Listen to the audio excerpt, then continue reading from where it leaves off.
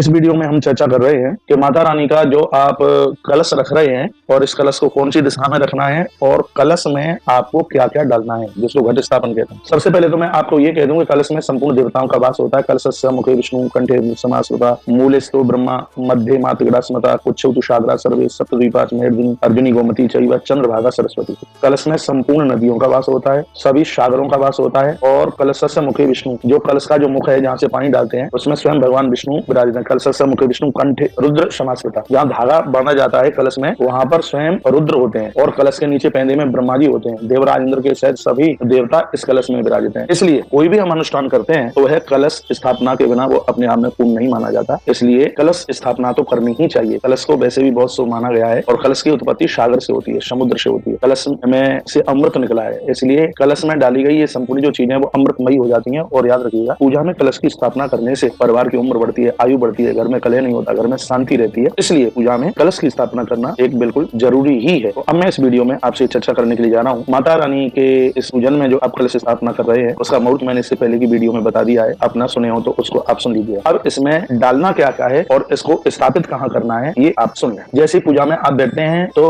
अपनी पूजा के बाईं तरफ, जिसको ईशान कोण कहते हैं, और आप जानते हैं कि जल का स्रोत है वो ईशान कोण में होता है, तो इस कलश को आप ईशान कोण में रखने का पूरा इसमें विधान होता है। लेकिन इसको आप माता रानी के लिए रख रहे हैं, इसलिए माता रानी का स्थान है इधर दाहिने हाथ पर, वो है अग्नि कोण में। माता रानी के लिए इसको स्थापित किया जा रहा है, तो आपको एक कलश तो माँ के लिए भरना है इधर दाहिने हाथ पर। यदि आपके यहाँ कोई पंडित जी आए और सर्वतोभद्र इत्यादि की पूजा कराते हैं तो आप उसमें एक कलश तो बाईं तरफ आप रखिएगा, बाईं तरफ यानी ईशान कोण में ये कलश आप रखें। और ये जो कलश है जो माता रानी के लिए जो आप स्थापित कर रहे हैं, जो आप रख रहे हैं, ये दाहिनी तरफ जहां जिसको आप अग्नि कोण के नाम से जानते हैं। तो मैं आपको दो कलश की बात कर रहा हूं इस समय, बहुत ध्यान से सुनिएगा। एक तो कलश है वो आपको चौकी के ऊपर रखना है, जो चौकी के ऊपर कलश रखना है ये आपको पूरब और बिल्कुल अग्नि कोण, इन दोनों को बिल्कुल बीच में आपको रखना है। जो मिट्टी का कलश है वह तो आपको रखना है ईशान कोण में, जिसको घट स्थापन के नाम से जानते हैं। और एक कलश आपको चौकी के ऊपर रखना है, वो धातु का हो, वो पीतल का, तांबे का, स्टील का, जो भी आप रख रहे हैं, तो वह चौकी ईशान कोण की तरफ ना झुकती हुई वो थोड़ी अग्नि कोण की तरफ झुकेगी। और उस पर चौकी के ऊपर आप धातु का कलश रखिए। और जो मिट्टी का जो कलश है उसको मैं सीधे शब्दों में कह दूं कि आपकी पूजा की दाहिनी तरफ है, चौकी थोड़ी दाहिनी तरफ झुकी हुई होगी, उसके ऊपर तो धातु का कलश रखिए। जैसे आपने पूजा में देखा वेदियों के ऊपर धातु के, स्टील इत्यादि के जो कलश रखे हुए होते हैं, उसका झुकाव थोड़ा अग्नि कोण की तरफ हुए। और जो आप मिट्टी के कलश की जो स्थापना कर रहे हैं, जिसको घट स्थापन के नाम से जाना जाता है, जिसका मैंने मुहूर्त बताया है आपको,